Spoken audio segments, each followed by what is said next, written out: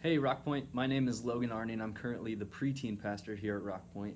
And today I wanted to share one of my favorite passages in the Bible. It's one of the passages that have been very impactful for me, so I wanted to share that with you. And so it comes from Ezekiel 47. And so Ezekiel was one of the prophets. And so throughout the book of Ezekiel, we see a lot of his visions that God showed him to help present the message. And so in this one, it's Ezekiel 47. It begins by talking about how a man met him in the temple. And in the temple, they see a stream or a river flowing out of it. And so picking up in verse 3, it says, "Measuring as he went, he took me along the stream for 1,750 feet and then led me across. The water was up to my ankles. He measured off another 1,750 feet and led me across again. This time the water was up to my knees. After another 1,750 feet, it was up to my waist. He then measured another 1,750 feet, and the river was too deep to walk across. It was deep enough to swim in, but too deep to walk through." Verse 6, he asked me, "Have you been watching, Son of Man?" Then he led me back along the riverbank. When I returned, I was surprised by the sight of many trees growing on both sides of the river.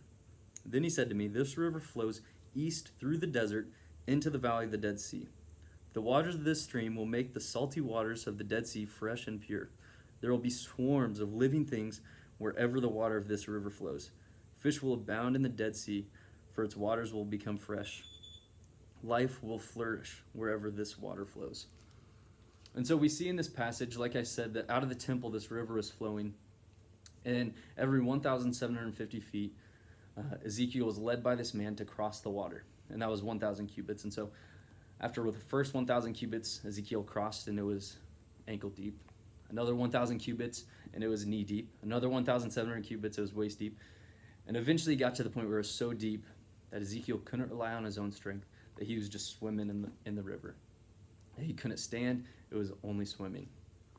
And you see, I think this is like our relationship with God. You see, we start out, and maybe we're ankle deep, and we're trying to feel it out. We aren't sure what to think. And then as we continue to grow, maybe you're getting knee deep, where you're starting to get a better feel for it, but still aren't too sure. And then eventually, as you continue to grow, that you aren't relying on your own strength, that you are just swimming in the presence of God.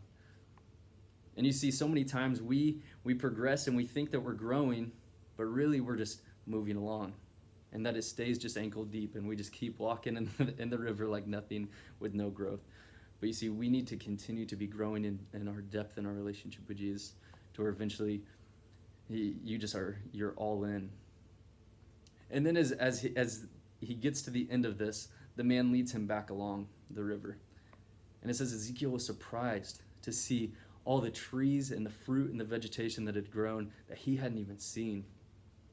And you see, just like in our relationship with Jesus, we don't even slow down to see what God is actually doing in our life. You see, we just continue focusing on our journey, that we don't slow down and think, man, God has done so much. Look at all this growth. Look at these amazing miracles. You see, it was in the desert, and all these trees were growing, all this fruit and amazing stuff was happening, and Ezekiel didn't even slow down to realize it.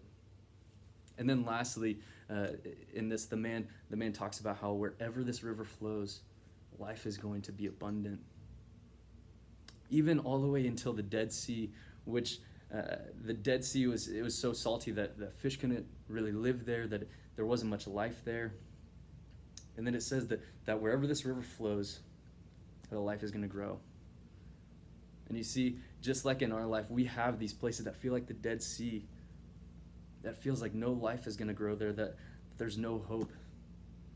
But I believe God wants to use your relationship with him to see true growth happen.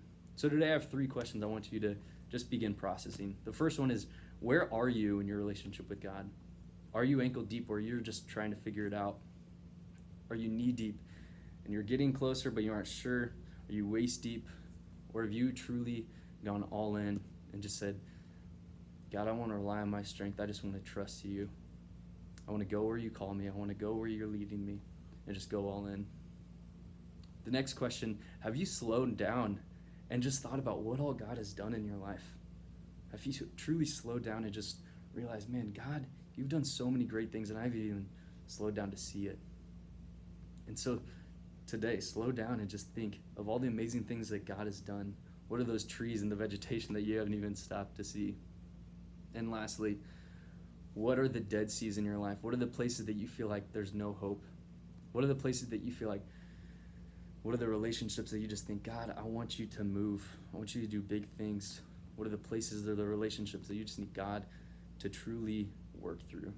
And so begin praying for those. And I believe that as you pray through all of these things, that God will bless you and God will use you to bring life to those places that you felt like had no hope. Thanks, guys. Have a good day.